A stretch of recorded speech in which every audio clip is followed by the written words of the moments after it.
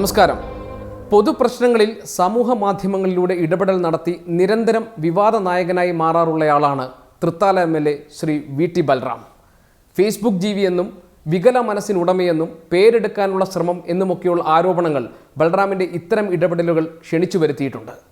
ഏറ്റവും ഒടുവിൽ എഴുത്തുകാരി KR മീരയ്ക്കെതിരെ VT ബൽറാം സമൂഹ മാധ്യമങ്ങളിലൂടെ നടത്തിയ പരാമർശങ്ങൾ സ്ത്രീവിരുദ്ധമാണെന്നും അന്തസ്സിന് യോജിക്കാത്തതാണെന്നും അശ്ലീലമാണെന്നുമുള്ള ആക്ഷേപങ്ങൾ ഉയർന്നു വരുന്നു.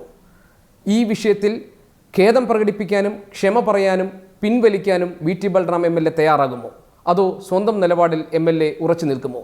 360 അന്വേഷിക്കുന്നു ഇന്ന്. എൻ്റെ അതിഥി Thrithala MLA Shri VT Balram. Balram, very warm welcome to the programme. Thank you. തുടക്കം നമുക്ക് ഇപ്പോൾ സോഷ്യൽ മീഡിയയിൽ ട്രെൻഡിങ് ആയിക്കൊണ്ടിരിക്കുന്ന താങ്കളും KR മീരയും തമ്മിലുള്ള ഫൈറ്റിനെ കുറിച്ചാണ് എനിക്ക് ചോദിക്കാനുള്ളത്. ഒരുപക്ഷെ ഈ പ്രശ്നത്തിൻ്റെ ആരംഭം എങ്ങനെയാണ് എന്ന് ഈ പ്രശ്നത്തെക്കുറിച്ച് കമൻ്റ് ചെയ്യുന്ന പലർക്കും അറിയില്ലായിരിക്കാം.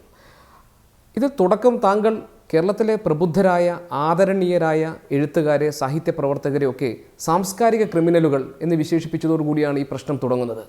MLAയുടെ അന്തസ്സിന് ചേർന്നതാണോ ഇത്തരത്തിലുള്ള പദപ്രയോഗങ്ങൾ? അതിന് തന്നെ ഒരു കറക്റ്റ് ചെയ്യാൻ ആഗ്രഹിക്കുന്നത്, ഇത് ഞാനും KR മീരയും തമ്മിലുള്ള എന്തെങ്കിലും വ്യക്തിപരമായിട്ടുള്ള വാഗ്വാദമല്ല ഇവിടെ നടക്കുന്നത്. കേരളത്തിലെ സാംസ്കാരിക രംഗത്ത് നിറഞ്ഞു നിൽക്കുന്ന ഒരുപാട് ആളുകളുണ്ട്. അവരിൽ പലരും കേരളത്തിലെ ഒട്ടുമിക്ക എല്ലാ വിഷയങ്ങളിലും വളരെ സ്പോണ്ടേനിയസ് ആയിട്ടുള്ള പ്രതികരണങ്ങളുമായിട്ട് വരുന്നവരാണ്. ദേശീയ തലത്തിലെയും അന്തർദേശീയ വിഷയങ്ങളിലെയും പോലും പ്രതികരണങ്ങൾ അവൾ വളരെ ചടുലമായിട്ട് നടത്തുന്ന ആളുകളാണ്. പക്ഷേ പൊതുവിൽ നമുക്ക് കാണാൻ സാധിക്കുന്നത്, കേരളത്തിലെ CPM രാഷ്ട്രീയമായി പ്രതിക്കൂട്ടിൽ നിൽക്കുന്ന ഏതെങ്കിലും ഒരു വിഷയം വരുമ്പോൾ ഇത്തരത്തിലുള്ള കുറേ ആളുകൾ, ബാക്കി എല്ലാ വിഷയങ്ങളിലും പ്രതികരിക്കുന്ന ആളുകൾ വളരെ മൗനം പാലിക്കുകയാണ്. അവർക്ക് അതിനുള്ള സ്വാതന്ത്ര്യമുണ്ട്. അപ്പോൾ കേരളത്തിൽ പ്രത്യേകിച്ചും CPMൻ്റെ അക്രമ രാഷ്ട്രീയത്തെ ഇവിടെ നിലനിർത്തുന്നത് ഇവിടുത്തെ സാംസ്കാരിക നായകർ എന്ന് പറയുന്ന ആളുകൾ അവർ നൽകുന്ന ഒരു സാംസ്കാരിക മൂലധനത്തിൻ്റെ മറവിലാണ് എന്നുള്ളതാണ് ഞങ്ങളുടെ ഒരു ആർഗ്യുമെൻറ്റ്. കാരണം ക്രിമിനലുകൾ എല്ലായിടത്തും ഉണ്ട്.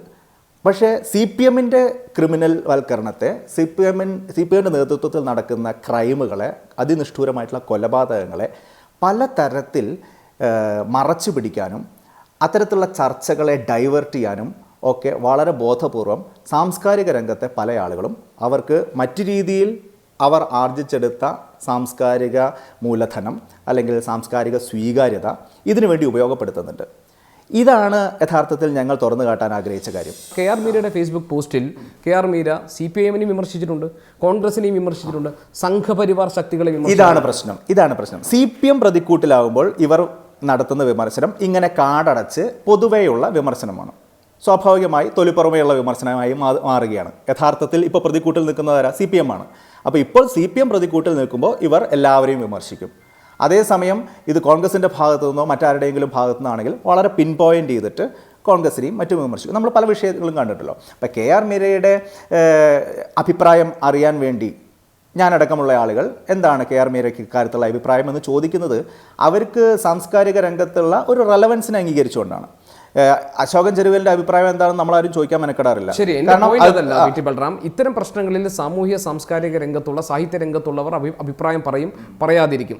നേരത്തെ ബൽറാം പറഞ്ഞതുപോലെ അതവരുടെ സ്വാതന്ത്ര്യമാണ്. ഈ അഭിപ്രായം പറയുമ്പോൾ ആ അഭിപ്രായത്തെ എതിർക്കാനും തുറന്നു കാട്ടാനും പരസ്യമായി വിമർശിക്കാനുമുള്ള സ്വാതന്ത്ര്യം താങ്കളെപ്പോലുള്ള ജനപ്രതിനിധികൾക്കുമുണ്ട്. എൻ്റെ കണ്ടൻഷൻ അതല്ല. അതിനുവേണ്ടി താങ്കൾ ഉപയോഗിക്കുന്ന പദപ്രയോഗങ്ങൾ, താങ്കൾ സ്വീകരിക്കുന്ന നിലപാട്, താങ്കൾ ഉപയോഗിക്കുന്ന ഭാഷാ പ്രയോഗങ്ങൾ, ഇതെല്ലാം ഒരു ജനപ്രതിനിധിയുടെ അന്തസ്സിന് യോജിച്ചതാണോ എന്നതാണ് എൻ്റെ ചോദ്യം.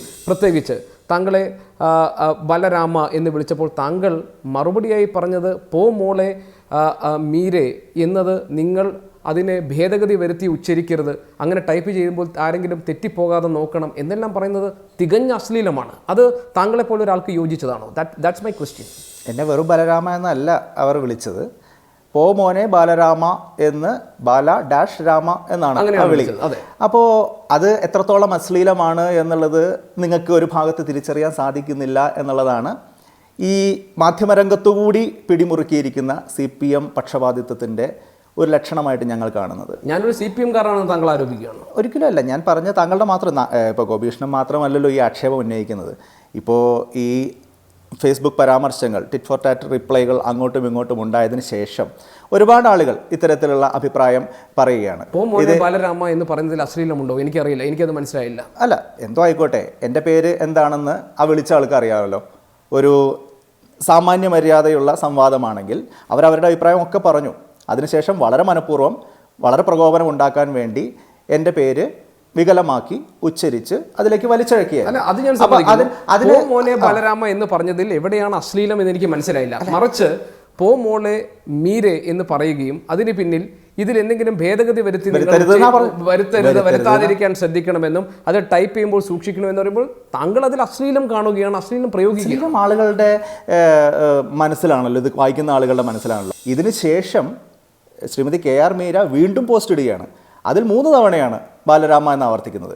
അപ്പോൾ അത് മനഃപൂർവ്വമുള്ള ഒരു പ്രകോപനം ഉണ്ടാക്കാൻ വേണ്ടിയിട്ടും ഈ കൊലപാതക രാഷ്ട്രീയം എന്ന് പറയുന്ന വളരെ സജീവമായിട്ട് കേരളത്തിൽ ഇപ്പോൾ ഉയർന്നു വന്നിരിക്കുന്ന ചർച്ചയെ ഇത്തരത്തിലുള്ള ചില അജണ്ടകളിലേക്ക് വ്യതിചലിപ്പിക്കാനുമുള്ള ഒരു ഗൂഢാലോചനയും ബോധപൂർവമായിട്ടുള്ള ശ്രമവുമായിട്ടാണ് ഞങ്ങൾ കാണുന്നത്. ഏതായാലും ഞങ്ങൾ ആ ട്രാപ്പിലേക്ക് ഇല്ല എന്ന് ഞങ്ങളവിടെ പറയുകയാണ്. ഞാൻ ചോദിക്കുന്നത്, ഇത്തരം പദപ്രയോഗങ്ങൾ അതാണല്ലോ ബൽറാമിനെ ഇപ്പോൾ ഈ പ്രശ്നത്തിൽ ഒരു പ്രതിക്കൂട്ടിൽ നിർത്തുന്ന സംഭവമായി മാറിയിരിക്കുന്നത്. അല്ല, ഞാൻ പറഞ്ഞത് ഇതിൽ താങ്കൾ, അതായത് ഒരു സ്ത്രീയോട് താങ്കൾ പെരുമാറിയ രീതി, കേരളത്തിലെ ആദരിക്കപ്പെടുന്ന ഒരു എഴുത്തുകാരിയോട് താങ്കൾ സ്വീകരിച്ച സമീപനം, താങ്കൾ ഉപയോഗിച്ച ഭാഷാപ്രയോഗങ്ങൾ, ഇത് ഇറ്റ്സ് എ ക്വസ്റ്റ്യൻ. താങ്കൾ ഈ പ്രശ്നത്തെ എങ്ങനെ കൈകാര്യം ചെയ്യാൻ, എനിക്ക് തോന്നുന്നത് താങ്കൾ ഇക്കാര്യത്തിൽ ഖേദം പ്രകടിപ്പിക്കാൻ തയ്യാറാണോ? ഇതൊരു സ്ത്രീ പ്രശ്നമായിട്ടൊക്കെ ചില ആളുകൾ ഈ പറഞ്ഞ രീതിയിൽ ബോധപൂർവം വളർത്തിക്കൊണ്ടുവരാൻ ശ്രമിക്കുകയാണ്. അങ്ങനെ കരുതാൻ ആഗ്രഹിക്കുന്ന ആളുകൾക്ക് അതിനുള്ള എല്ലാ അവകാശമുണ്ട്. പക്ഷെ KR മീര അങ്ങനെ ഒരു വളരെ വൾണറബിൾ ആയിട്ടുള്ള സ്ത്രീ ഒന്നുമല്ലല്ലോ. അപ്പോൾ ഇതിൽ സ്ത്രീ പുരുഷ വ്യത്യാസം അല്ലെങ്കിൽ ആ നിലയ്ക്കുള്ള സ്ത്രീകളെ ആക്ഷേപിക്കുന്നു എന്നുള്ള നിലയിലൊക്കെ ഇതിനെ വ്യാഖ്യാനിക്കുക എന്ന് പറയുമ്പോൾ മറ്റൊന്നും കിട്ടാത്തത് കൊണ്ടുള്ള ഒരു വ്യാഖ്യാനവും വിമർശനവും എനിക്കറിയില്ല. ബൽറാം നിയമം പഠിച്ച ആളാണോ എന്ന് എനിക്കറിയില്ല. പക്ഷേ സ്ത്രീ അവർ ഏത് പൊസിഷനിലാണെങ്കിലും താങ്കൾ പറഞ്ഞ പോലെ എത്ര പ്രിവിലേജ്ഡ് ആണെങ്കിലും അവരുടെ സ്ത്രീകളെ അപമാനിക്കുന്നു എന്നുള്ള കണ്ടൻഷൻ തന്നെ, അത് ഞാൻ ആദ്യം തന്നെ ചലഞ്ച് ചെയ്തല്ലോ. ഇതിലൊരു അപമാനമില്ല.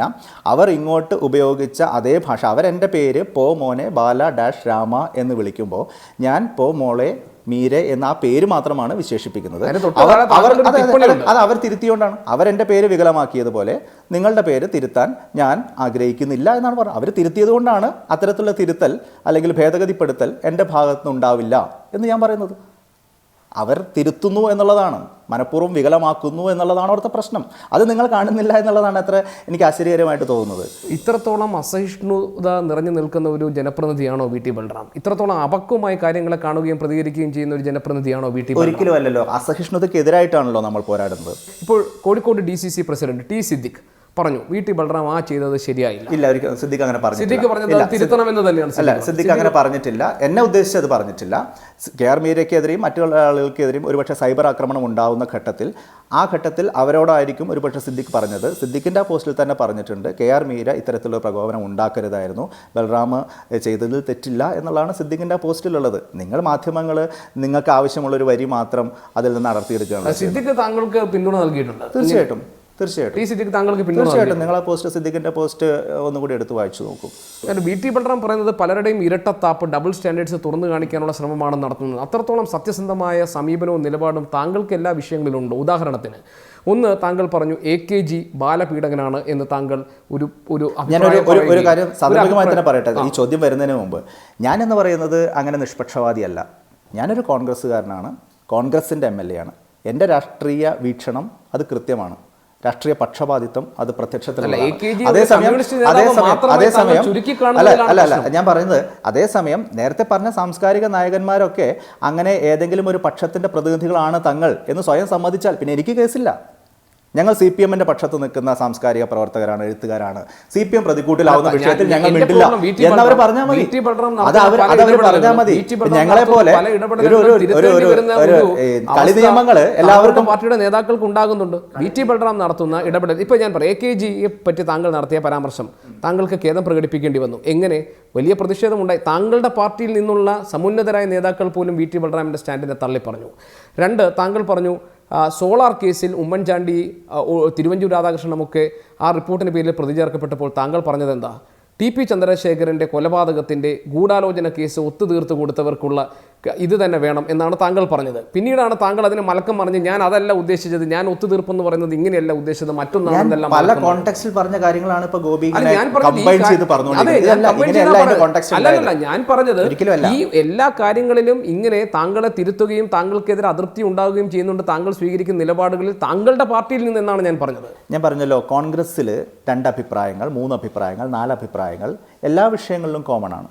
അതുകൊണ്ട് ചില വിഷയങ്ങളിൽ ഞാനൊരു അഭിപ്രായം പറയുമ്പോൾ അതിൽ നിന്ന് വ്യത്യസ്തമായിട്ടുള്ള അഭിപ്രായം കോൺഗ്രസിൻ്റെ മറ്റേതെങ്കിലും നേതാക്കന്മാർ പറഞ്ഞാൽ പാർട്ടിയുടെ മുഴുവൻ അഭിപ്രായം അതും ഞാൻ മാത്രം വ്യത്യസ്ത അഭിപ്രായക്കാരനും എന്നുള്ള അർത്ഥത്തിലൊന്നും കാണേണ്ടതായിട്ടില്ല. AKGയെ VT ബൽറാം അപമാനിച്ചു, അതിനെക്കുറിച്ച് താങ്കളുടെ അഭിപ്രായം എന്ത് എന്ന് ഒരു കോൺഗ്രസ് നേതാവിനോട് ചോദിച്ചാൽ, ഒറ്റയടിക്ക് ചോദിച്ചാൽ ഇതിൻ്റെ പശ്ചാത്തലമൊന്നും അറിയാതെ അദ്ദേഹം പറയും അങ്ങനെ അപമാനിക്കാൻ പാടില്ല എന്ന് പറയും. അതേസമയം ഒരു ഫേസ്ബുക്ക് പോസ്റ്റിനകത്ത് ഇങ്ങോട്ടുള്ള ഒരു കമൻറ്റിന് ഒരു മറുപടിയായിട്ട് പറഞ്ഞ കാര്യമാണ്, ഒരു വ്യക്തിക്ക് നൽകിയ വ്യക്തിപരമായിട്ടുള്ള മറുപടിയാണ്. അതൊരു പോസ്റ്റോ അല്ലെങ്കിൽ ആ നിലയിൽ ചർച്ച ചെയ്യപ്പെടാനോ അല്ല, ഇങ്ങോട്ട് നൽകിയ ഒരു അങ്ങേയറ്റത്തെ പ്രകോപനപരമായിട്ടുള്ള കമൻറ്റിനോട് നടത്തിയ പ്രതികരണം എന്നുള്ള അർത്ഥത്തിൽ മാത്രമാണ് എന്ന് മനസ്സിലായപ്പോൾ ആ നേതാക്കന്മാരൊക്കെ തിരുത്തിയിട്ടുണ്ട്. ആ നേതാക്കന്മാരൊക്കെ വളരെ ശക്തമായിട്ടുള്ള പിന്തുണയുമായിട്ട് എന്നോടൊപ്പം നടത്തിയത്.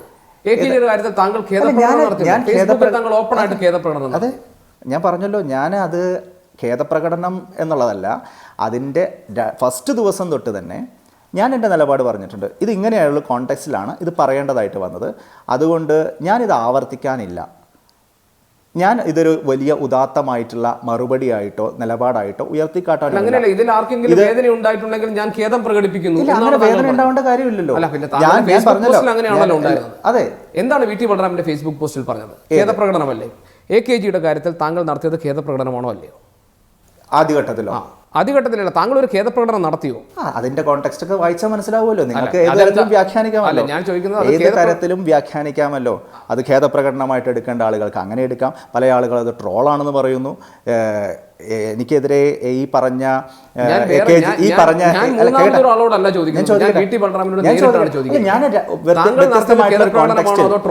ഞാൻ പറഞ്ഞ ഒരു കോണ്ടെക്സ്റ്റിനെ ആളുകൾ എങ്ങനെ എടുക്കുന്നു എന്നുള്ളത് ആളുകൾക്ക് വിട്ടുകൊടുക്കുകയാണ്.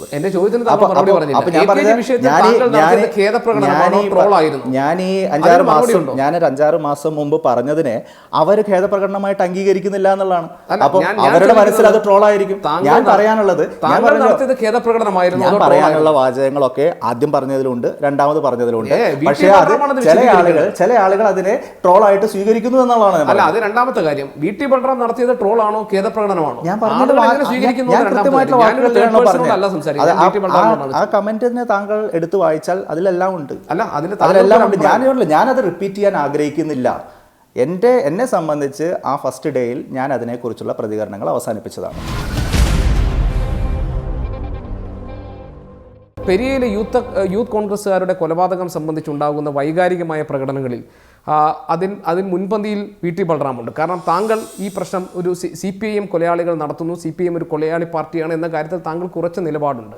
പക്ഷേ ഇത്തരം കമൻറ്റുകളിൽ, ഇത്തരം നിലപാടുകളിൽ, ഇടപെടലുകളിൽ എത്രമാത്രം ആത്മാർത്ഥത VT ബൽറാമിനുണ്ട് എന്ന സംശയം ഉണ്ടാകാനുള്ള സാഹചര്യം ഉണ്ട്. അതായത് ഉദാഹരണത്തിന് ഇപ്പോൾ തൃശ്ശൂരിൽ ലാൽജി കൊലക്കേസിൽ, അതല്ലെങ്കിൽ ചാവക്കാട് ഹനീഫയുടെ കാര്യത്തിൽ, മധു ഈച്ചരത്തിൻ്റെ കാര്യത്തിൽ താങ്കൾ ഒരു ഗ്രൂപ്പിൽ നടത്തിയ അഭിപ്രായ പ്രകടനം പുറത്തു വരികയുണ്ടായി. അതായത് ഒരു വാട്സാപ്പ് ഗ്രൂപ്പിൽ. അതിൽ താങ്കൾ പറയുന്നു, ഇതുപോലെ CPM അകത്ത് ആഭ്യന്തര പ്രശ്നത്തിൽ കലാപമുണ്ടായി, കൊലപാതകം നടന്ന എന്തെങ്കിലും സംഭവമുണ്ടോ, നമുക്കത് വെച്ച് പ്രതിരോധിച്ച് നിൽക്കാം എന്ന് താങ്കൾ പറയുന്നു. അത് താങ്കൾ ഇത്തരം കാര്യങ്ങളെ കേവലം ഒരു പ്രതിരോധത്തിന് മാത്രം ഉപയോഗിക്കുന്ന, ഒട്ടും ഹൃദയത്തിൽ തട്ടി അല്ലാതെ പ്രതികരിക്കുന്ന ഒരാളാണ് എന്നൊരു ഫീൽ അത് ഉണ്ടാക്കുന്നു. അല്ല, ആ ഫീൽ ജനിപ്പിക്കുക എന്നുള്ളത് എൻ്റെ രാഷ്ട്രീയ എതിരാളികളായിട്ടുള്ള, ഇപ്പോൾ അക്രമ രാഷ്ട്രീയത്തിൻ്റെ വക്താക്കളായി നിൽക്കുന്ന CPMൻ്റെ ഒരു രാഷ്ട്രീയ തന്ത്രത്തിൻ്റെ ഭാഗമാണ്. കാരണം അവരെ പോലെയാണ് ബാക്കിയുള്ളവരും അക്രമ രാഷ്ട്രീയത്തിൻ്റെ കാര്യത്തിൽ നിന്ന് സ്ഥാപിച്ചെടുക്കേണ്ട അവരുടെ ഉത്തരവാദിത്തമാണ്. ഞാൻ ഈ പറഞ്ഞ കാര്യത്തിൽ പോലും എൻ്റെ അഭിപ്രായം വളരെ കൃത്യമായിട്ട് പറഞ്ഞു. ഞങ്ങളൊക്കെ ഹനീഫയുടെ വീട്ടിൽ പോയതാണ്. ഞങ്ങളുടെ പാർട്ടി അക്കാര്യത്തിൽ കൃത്യമായിട്ട് ഇടപെട്ടതാണ്. ആ കൊലപാതകികളെ പാർട്ടിയിൽ നിന്ന് ആ 24 മണിക്കൂറിന് ശേഷം കൊലപാതകികളെന്നല്ല, ആരോപണ വിധേയരായിട്ടുള്ള ആളുകളെ പാർട്ടിയിൽ നിന്ന് പുറത്താക്കിയതാണ്. അവിടുത്തെ പാർട്ടി കമ്മിറ്റിയെ എൻറ്റയർലി പിരിച്ചുവിട്ടതാണ്. അവരെ നിയമത്തിന് വിട്ടുകൊടുത്താണ്. ഈ മാർഗമാണ് ഇതുപോലെയുള്ള അവസരത്തിൽ കോൺഗ്രസ് സ്വീകരിക്കുന്നത്. എന്നാൽ സമാനമായിട്ടുള്ള സാഹചര്യങ്ങളിൽ CPM സ്വീകരിക്കുന്ന രീതികൾ വെച്ചുകൊണ്ട് അവരെ പ്രതിരോധിക്കണം. ഇതാണ് എൻ്റെ പോയിന്റ്. നിങ്ങൾ ആവശ്യമുള്ളതല്ലോ കാണുന്നത്, ആവശ്യമില്ലാത്തത് മാത്രമല്ല നിങ്ങൾ കാണുന്നത്. സമൂഹ മാധ്യമങ്ങളിലൂടെ മാത്രം രാഷ്ട്രീയ പ്രവർത്തനം നടത്തുന്ന യുവ നേതാവ് എന്ന ഒരു ആക്ഷേപം VT ബൽറാമിനെതിരെ ഉണ്ട്. ഇപ്പോൾ NS മാധവനെ പോലെയുള്ള പ്രമുഖരായ എഴുത്തുകാർ താങ്കളെ വിളിച്ചത് ഒരു ഫേസ്ബുക്ക് ജീവി എന്നാണ്. ഒരു പൊതുപ്രവർത്തകൻ എന്ന നിലയിൽ സമൂഹത്തിന് VT ബൽറാമിൻ്റെ കോൺട്രിബ്യൂഷൻ എന്താണ് എന്ന് രാഷ്ട്രീയ പ്രതിയോഗികളെ വിടുക, സാധാരണക്കാരനായ ഒരാൾ ചോദിച്ചാൽ താങ്കൾ എന്ത് പറയും? ഞാൻ പറഞ്ഞല്ലോ, ബാക്കിയുള്ള എല്ലാ ആളുകൾക്കുമുള്ള അവസരം മാത്രമേ എനിക്കും സാമൂഹ്യ മാധ്യമങ്ങളിലുള്ളൂ. ഞാൻ ആ അവസരം പ്രയോജനപ്പെടുത്തുന്നുണ്ട് എന്നുള്ളത്, മറ്റുള്ള ആളുകൾ പ്രയോജനപ്പെടുത്താൻ കടന്നു വരുന്നില്ല, മാറി നിൽക്കുന്നു എന്നുള്ളത് എൻ്റെ കുറ്റമായിട്ട് ചിത്രീകരിക്കേണ്ട കാര്യമില്ല. രാഷ്ട്രീയ പ്രവർത്തകരുടെ അടിസ്ഥാനപരമായിട്ടുള്ള ഉത്തരവാദിത്തം സമൂഹത്തിൽ ആശയപരമായിട്ട് ഇടപെടുക എന്നുള്ളതാണ്. ഏറ്റവും കൂടുതൽ ആശയപരമായിട്ട് ഇടപെടാനുള്ള ഒരു സ്കോപ്പ് സാമൂഹ്യ മാധ്യമങ്ങൾ തുറന്നു വയ്ക്കുന്നുണ്ട്. അത് ഉപയോഗപ്പെടുത്തുന്നു എന്നുള്ളൂ. എന്ന് വെച്ച് ഞാൻ അതിൽ മാത്രമാണ് ജീവിച്ചിരിക്കുന്നതെങ്കിൽ കമ്മ്യൂണിസ്റ്റ് കോട്ട എന്ന് തന്നെ വിശേഷിപ്പിക്കാൻ സാധിക്കുമായിരുന്ന 20 വർഷം തുടർച്ചയായി CPM ജയിക്കുന്ന ഒരു മണ്ഡലത്തിൽ ഞാൻ രണ്ടാമത് തുടർച്ചയായിട്ട് ജയിച്ചു വരില്ല.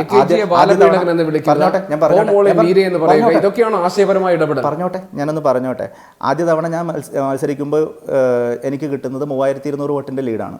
രണ്ടാം തവണ അത് 10500 വോട്ടിൻ്റെ ലീഡായിട്ട് 3 ഇരട്ടിയിലധികമായിട്ട് വർദ്ധിക്കുന്നത് ഞാൻ മണ്ഡലത്തിൽ നടത്തുന്ന പ്രവർത്തനം, ജനങ്ങൾക്കിടയിൽ നടത്തുന്ന പ്രവർത്തനം, വികസന രംഗത്ത് എൻ്റെ മണ്ഡലത്തിൽ നടത്തുന്ന കാഴ്ചവെക്കുന്ന പ്രവർത്തനമൊക്കെയാണ്. അപ്പോൾ നിങ്ങൾ കാണുന്നത് എൻ്റെ ഏതെങ്കിലും ഫേസ്ബുക്ക് പരാമർശത്തിലെ അടർത്തി മാറ്റിയ 1-2 വരികളോ അല്ലെങ്കിൽ ഇങ്ങോട്ടുള്ള പ്രകോപനത്തിന് തിരിച്ച് അങ്ങോട്ട് നൽകുന്ന മറുപടികളോ മാത്രമായിരിക്കും. ഞാൻ ഫേസ്ബുക്കിൽ എഴുതുന്ന ഓരോ വരിയും എൻ്റെ തന്നെയാണ്. തിരിച്ചുള്ള കമൻറ്റുകൾ പരമാവധി വായിച്ചു നോക്കാൻ ശ്രമിക്കാറുണ്ട്. ചില ഘട്ടത്തിൽ അതിൽ പ്രതികരിച്ചെന്ന് വരും. അപ്പോൾ ആ നിലയ്ക്ക് നേരിട്ട് സാമൂഹ്യ മാധ്യമങ്ങൾ ഇടപെടുന്ന ആളുകളെ സംബന്ധിച്ച് ഇതുപോലെ വിവാദം ഉണ്ടാവും. ഇപ്പോൾ ട്വിറ്ററിൽ ഈ നിലയിൽ ഇടപെടുന്ന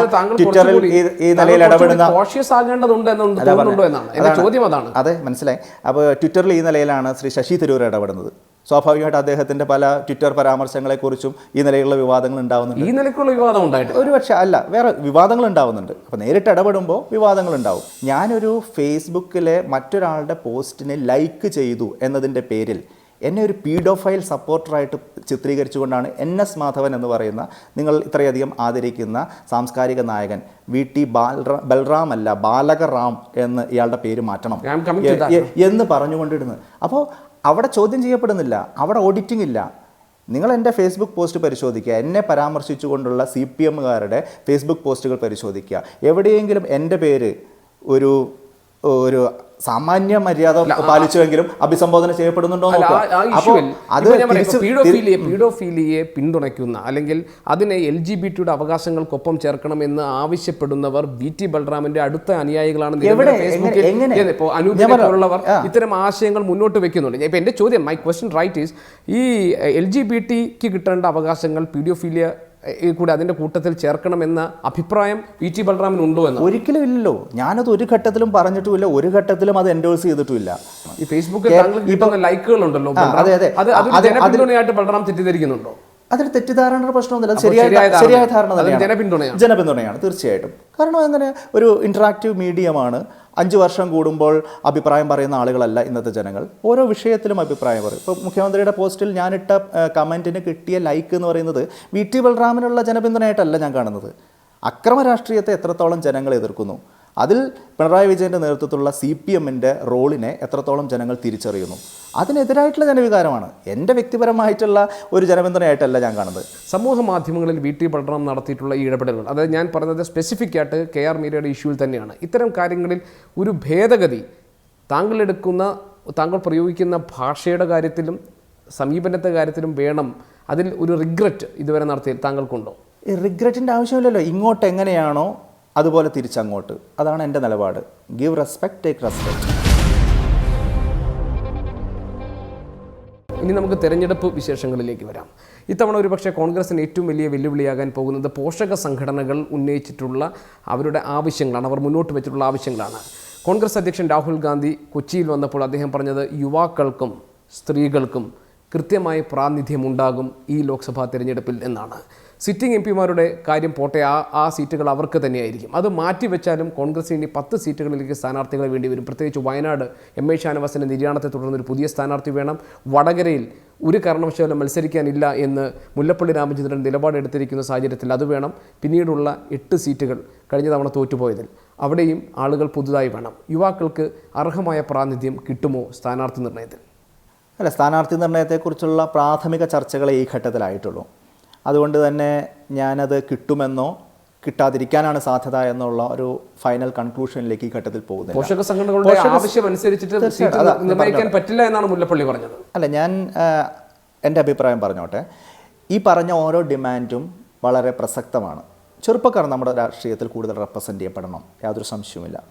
വനിതകൾ വളരെ ശക്തമായിട്ട് വനിതാ പ്രാതിനിധ്യം ഇപ്പോഴുള്ളതിനേക്കാൾ ഗണ്യമായിട്ട് വർദ്ധിപ്പിക്കാൻ സാധിക്കണം. ഇവിടെ ഈ ഇലക്ഷനിൽ തന്നെ ആ ഒരു സന്ദേശം പരമാവധി ഉൾക്കൊണ്ടുകൊണ്ടുള്ള സ്ഥാനാർത്ഥി നിർണയം ഉണ്ടാവണം എന്നുള്ളതാണ് നമ്മളൊക്കെ ആഗ്രഹിക്കുന്നത്. യൂത്ത് കോൺഗ്രസ് ആവശ്യപ്പെടുന്നത് 5 സീറ്റാണ്. ന്യായമായ ആവശ്യമാണോ അത്? അങ്ങനെ അവർ പറഞ്ഞതായിട്ട് ഞാൻ മനസ്സിലാക്കില്ല. 5 സീറ്റിൽ ചെറുപ്പക്കാരെ 3 സീറ്റ് ആവശ്യപ്പെട്ടിട്ടുണ്ട്. അതല്ല, 5 സീറ്റിൽ പരിഗണിക്കാൻ പറ്റുന്ന ചെറുപ്പക്കാരായിട്ടുള്ള സ്ഥാനാർത്ഥികളെ അവർ കണ്ടെത്തുകയാണ്. ഇപ്പോൾ ഓരോ സീറ്റിൽ എല്ലാ സീറ്റിലും ചെറുപ്പക്കാരായിട്ടുള്ള സ്ഥാനാർത്ഥികളെ സജസ്റ്റ് ചെയ്യാനുണ്ടാവില്ല. പക്ഷേ ചില പർട്ടിക്കുലർ സീറ്റിൽ അവിടെ സീനിയർ നേതാവും ഉണ്ടാവും, വനിതാ നേതാവും ഉണ്ടാവും, തൊഴിലാളി പശ്ചാത്തലത്തിൽ നിന്നുള്ള നേതാവ് ഉണ്ടാവും, ചെറുപ്പക്കാരായിട്ടുള്ള നേതാവ് ഉണ്ടാവും. അപ്പോൾ അങ്ങനെ അവരെ പരിഗണിക്കാൻ കഴിയുന്ന സീറ്റുകൾ അവർ ചൂണ്ടിക്കാണിക്കുകയാണ്. തീർച്ചയായിട്ടും അത് പരിഗണിക്കപ്പെടേണ്ടതാണ്. പോഷക സംഘടനകളുടെ ആവശ്യം ന്യായമാണ്. തീർച്ചയായിട്ടും ന്യായമാണ്. ഞാനതിൽ മറച്ചു വയ്ക്കാനൊന്നും ആഗ്രഹിക്കുന്നില്ല. പോഷക സംഘടനകളുടെ ആവശ്യം ന്യായമാണ്. അതോടൊപ്പം വിജയസാധ്യത എന്നുള്ളത് ഈ തെരഞ്ഞെടുപ്പിൽ വളരെ സുപ്രധാനമാണ്. ഇതിൽ KPCC അധ്യക്ഷൻ മുല്ലപ്പള്ളി രാമചന്ദ്രൻ ഈ വിഷയത്തിൽ എടുത്ത നിലപാട്, പ്രത്യേകിച്ചും യൂത്ത് കോൺഗ്രസ് ഒരു പ്രമേയം പാസ്സാക്കുകയും ശക്തമായി അത് പരസ്യമായി അവർ പ്രഖ്യാപിക്കുകയും ചെയ്തപ്പോൾ അദ്ദേഹം വളരെ ക്ഷുഭിതനായി. മുല്ലപ്പള്ളി രാമചന്ദ്രൻ പറഞ്ഞത് അങ്ങനെ പോഷക സംഘടനകളുടെ ആവശ്യങ്ങൾ അനുസരിച്ച് സീറ്റ് നിർണ്ണയം നടത്താൻ കഴിയില്ല. മാത്രമല്ല പരസ്യമായി അവർ രംഗത്ത് വന്നതിന് അദ്ദേഹം വിമർശിക്കുകയും ചെയ്തു. ഇത് ഉചിതമായ ഒരു പ്രതികരണമായിരുന്നു. അല്ല, ഞാൻ സംസാരിക്കുന്നത് ഞങ്ങളുടെ തലമുറയുടെ ഒരു പ്രതിനിധിയായിട്ടും അവരുടെ ആവശ്യങ്ങളും അവരുടെ അഭിപ്രായങ്ങളും കേൾക്കുന്ന ഒരാളുമായിട്ടാണ്. അദ്ദേഹം സംസാരിക്കുന്നത് ഈ എല്ലാ വിധത്തിലുള്ള അഭിപ്രായങ്ങളും കേട്ട് അവസാനം ഉചിതമായിട്ടുള്ള തീരുമാനമെടുക്കാൻ നിയോഗിക്കപ്പെടുന്ന ഒരു മുതിർന്ന നേതാവ് എന്ന നിലയിലാണ്. സ്വാഭാവികമായിട്ട് ഞങ്ങൾ വേണമെന്ന് പറയും. അദ്ദേഹം അതിൻ്റെ യാഥാർത്ഥ്യബോധം ഉൾക്കൊണ്ടുകൊണ്ട് അദ്ദേഹം ഒരുപക്ഷെ അതിൻ്റെ കാര്യങ്ങൾ പറയും. ഏതായാലും ശരി, കോൺഗ്രസ്സിന് ചെറുപ്പക്കാരുടെ ശബ്ദങ്ങൾ കേൾക്കാനുള്ള താല്പര്യമുണ്ട്. കോൺഗ്രസിൻ്റെ അഖിലേന്ത്യാ തലത്തിലും സംസ്ഥാന തലത്തിലുമുള്ള കോൺഗ്രസിൻ്റെ നിലപാട് ബേസിക്കലി അതാണ്. അതോടൊപ്പം ഓരോ സീറ്റിൻ്റെയും വിജയസാധ്യത പരിശോധിക്കേണ്ടതായിട്ട് വരും. ഈ പറഞ്ഞ കണക്കൊക്കെ ശരിയാണ്. ഈ പറഞ്ഞ എല്ലാ റിക്വയർമെന്റും എല്ലാ ഡിമാൻഡ്സും കൂട്ടിക്കഴിഞ്ഞാൽ 20 സീറ്റ് തികയാതെ വരും. യുവാക്കളുടെ പ്രാതിനിധ്യം എന്നത് പ്രായത്തിന്റെ അടിസ്ഥാനത്തിൽ തന്നെ വേണം അത് നിശ്ചയിക്കാൻ, അല്ലാതെ വിശാലാർത്ഥത്തിൽ പോരാ എന്ന് ഡീൻ കുര്യാക്കോസിനെ പോലുള്ളവർ പറയുന്നുണ്ട്. അങ്ങനെ തന്നെയല്ലേ വേണ്ടത്? ഈ ചെറുപ്പം എന്നത്, യുവത്വം എന്നത് പ്രായം വെച്ച് തന്നെ വേണ്ടേ മനസ്സിലാക്കാൻ? തീർച്ചയായിട്ടും പ്രായം തന്നെയാണല്ലോ യുവത്വത്തിൻ്റെ പ്രധാന ഘടകം. അതൊരു വെറും ഒരു പ്രായത്തിൻ്റെ അടിസ്ഥാനത്തിൽ മാത്രം തീരുമാനിക്കപ്പെടേണ്ട കാര്യമല്ല. നമുക്കറിയാം, ഒരു 50 വയസ്സായിട്ടും യുവത്വത്തിൻ്റെ ആവേശത്തോടു കൂടി കാര്യങ്ങൾ മുന്നോട്ട് കൊണ്ടുപോകുന്ന ആളുകളുണ്ട്. അത് യുവപ്രാതിനിധ്യമായിരിക്കും. അല്ല, 30 വയസ്സിൽ തന്നെ എസ്റ്റാബ്ലിഷ്മെൻറ്റിൻ്റെ ഭാഗമായി യുവത്വത്തിൽ നിന്ന് പ്രതീക്ഷിക്കുന്ന യാതൊരു ഊർജ്ജസ്വലതയും ഇല്ലാതെ ഒരു സിസ്റ്റത്തിൻ്റെ ഭാഗമായി ഒതുങ്ങിക്കൂടുന്ന ആളുകളുണ്ട്. അപ്പോൾ ബേസിക്കലി ഇത് രണ്ടും പരിഗണിക്കപ്പെടണം. യുവാക്കളുടെ പ്രാതിനിധ്യം എന്നത് എത്ര സീറ്റുകളിൽ ഉണ്ടാകുമെന്നാണ് VT ബൽറാം പ്രതീക്ഷിക്കുന്നത്, അല്ലെങ്കിൽ ആഗ്രഹിക്കുന്നത്? ഞാനങ്ങനെ കൃത്യമായിട്ടുള്ള എണ്ണൊന്നും പറയില്ല. ഞാൻ പറഞ്ഞല്ലോ, ഒരു 4-5 സീറ്റുകളിൽ നിർത്താൻ കഴിയുന്ന നല്ല മിടുക്കന്മാരും മിടുക്കികളുമായിട്ടുള്ള യുവാക്കൾ കോൺഗ്രസ്സിനുണ്ട്.